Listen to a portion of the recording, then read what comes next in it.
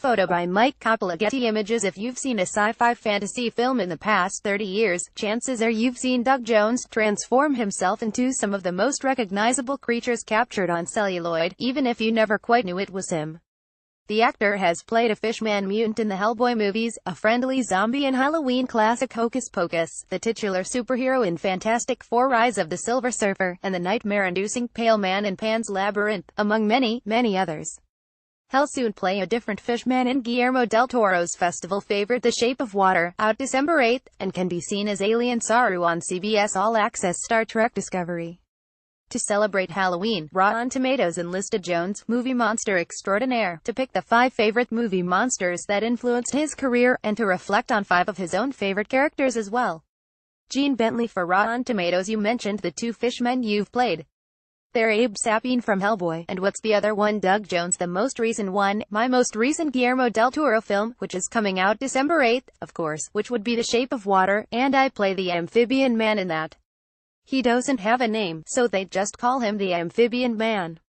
The Shape of Water has been getting great reviews. What was your experience like on that film, Jones? I was tickled pink with the reception it's gotten just from the festival circuit so far. It was magical. With Guillermo, I knew we were making something very special with this movie, the kind of feeling I had when we were making Pan's Labyrinth together.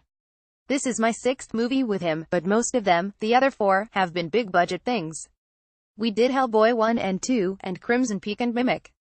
But Pan's Labyrinth and The Shape of Water are both films that were passion projects for him personally. You know, there was something very much more personal going on in those films for him, so a more artistic thing would come out of those experiences. The Shape of Water is a love story unlike anything I knew was possible on film. But only Guillermo del Toro could pull off a young lady falling in love with a fishman from the wild, and make it look sexy and plausible. I've played many creatures on film before, but never in that kind of a story, with that kind of emotional attachment to my co-star. Photo by Picture House courtesy Everett Collection. You've listed 5 movie monster performances that made big impressions on you, but what are some of your own roles that stand out to you, Jones? Over 30 years of acting, all the characters I've played have become like children to me. It's very hard for a parent to pick their favorite child, right? They're not supposed to have one anyway. I think it was maybe Tom Cruise who said in an interview once, like, what's your favorite character you've ever played? And his answer was, my most recent. But truly, honestly, the 2 characters that I have that are present in the public eye most right now are the Amphibian Man from The Shape of Water that I just mentioned, because it's getting so much hype and it's coming out soon, and Saru from Star Trek Discovery. Saru as an alien character is different than anything I've ever played before. He's got the most layers, and the most backstory to figure out, and the most wide array of emotion, and the most storyline I think I've been given on an ongoing basis. Over the arc of this first season we just finished, I get to go everywhere emotionally and intellectually with this character. So he absolutely has become a favorite, along with the Fishman from The Shape of Water, because of that. What are some other ones, Jones? Probably the most scary thing I've ever played, and that has a long shelf life as a scary character, is the Pale Man from Pan's Labyrinth, the guy with the eyeballs in his hands. I'm familiar. He haunted my dreams for a time. Jones, yeah, right, he made his way onto many magazine covers the year that movie came out because it was such a striking image and such innovative character design. So channeling him and getting him through my body was an honor. Another creation of Guillermo del Toro's. What's another favorite role, Jones? I would say probably the most lovable, charming, of my characters might be Billy Butcherson from Hocus Pocus. I loved him so much. He's a goofy zombie. I got to play a zombie before zombies were a cool thing.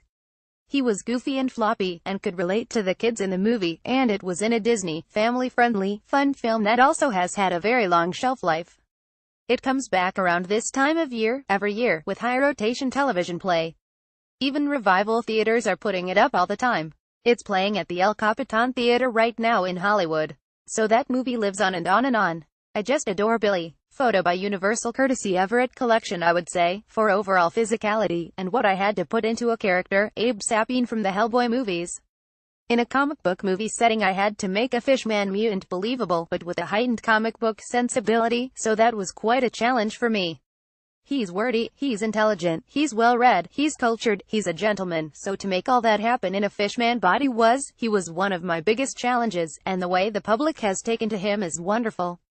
Also, those movies have a long shelf life. When I'm doing convention appearances, that will be one of the biggest sellers at my tables. People love Abe Sapien. They want to talk about that movie, and a lot of people had their first date watching one of those movies. I hear lots of stories of people's connection to Abe. I would say, for sexy heroism, the Silver Surfer. I played him in the Fantastic Four sequel, The Rise of the Silver Surfer.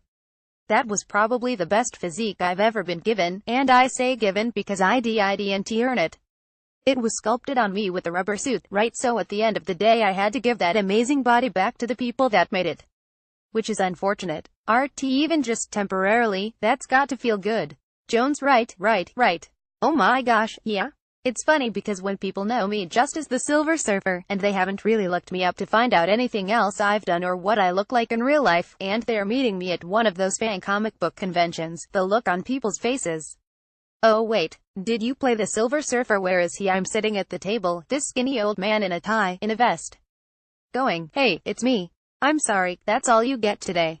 I owe all of the above, by the way, to not only the great directors I've worked with but also the creature effects and makeup people who have collaborated. Every one of those characters I mentioned has a completely different team attached to it that were just amazing artists. I've had the best makeup artists in the world put their hands on my face, so really, I owe a lot to them. Star Trek Discovery airs Sundays on CBS All Access, and The Shape of Water hits theaters December 8th.